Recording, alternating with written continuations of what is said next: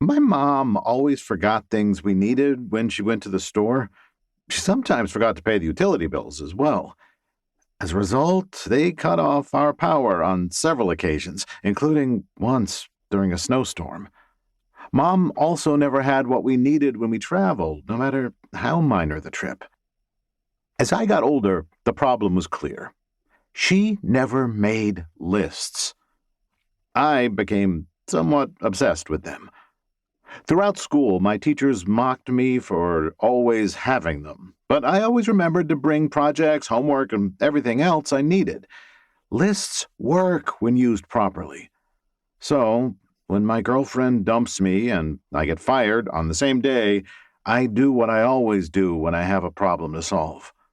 I make a plan and list its component parts. Actually, I make 3 separate lists. The first is a list of references to use while I hunt for a new job. The second is a list of possible clients I could approach if I decide to start my own accounting firm. The third is a list of my expected expenses over the next 6 months, which I use to project my necessary timelines in either direction. While the potential upside is higher if I start my own firm, I'll also face more risk and a longer timeline, meaning I need to tamp down in an aggressive way on my expenditures. What on earth are you doing? B, short for Beatrice, has stopped behind me and she's peering over my shoulder. My sister's an unabashed snoop. I set my pencil down and pivot in my chair. That's really rude, you know? What is? B frowns. Asking people you love why they're doing stupid things, or reading over your shoulder? She arches one eyebrow. Because I'm doing you a favor, to be honest. Who else is going to point out your idiocy? I lift my chin a little, fighting the urge to stand up so I can tower over her.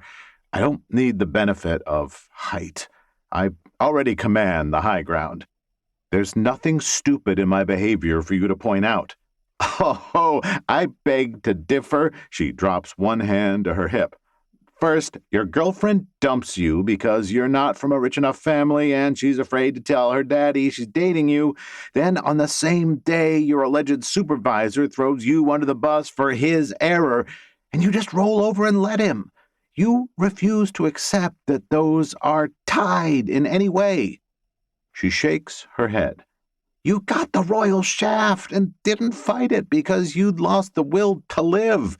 Now, instead of buying a loudspeaker and shouting about the injustice outside your old office or getting drunk and sleeping all day, She frowns and squints. What are you doing?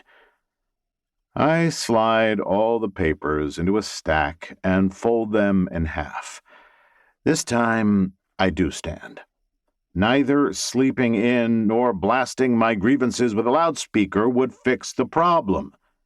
B tilts her head. Before you solve the problem, Emerson, it's okay to mourn a little. I roll my eyes.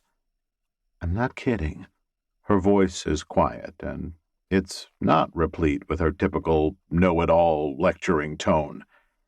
There's a reason there are stages of grief. No one died, B. I don't need to work through stages. It hits me then. The time. The sun's barely been up for an hour. She's usually not awake for several hours yet. Shouldn't you be sleeping in? She groans. Mom and Dad called last night, and I told them about how you got fired. I throw the papers down on the table. Why did you tell them? I said I didn't want. I knew you wouldn't, and they deserve to know. B drops into a kitchen chair with a beleaguered sigh. You know they do. I may have a tendency to handle things myself, and sometimes people I care about don't feel included. I would have told them in a week or two when I finalized my plan. I don't even know whether I'm starting my own business or finding a new job. You're such an idiot. That doesn't matter. Your family doesn't care if you have your plan worked out. They care that you're hurting. B flops her arms across the table, propping her chin on her elbow. Plus, if you start your own firm, they'll be your best line to new clients.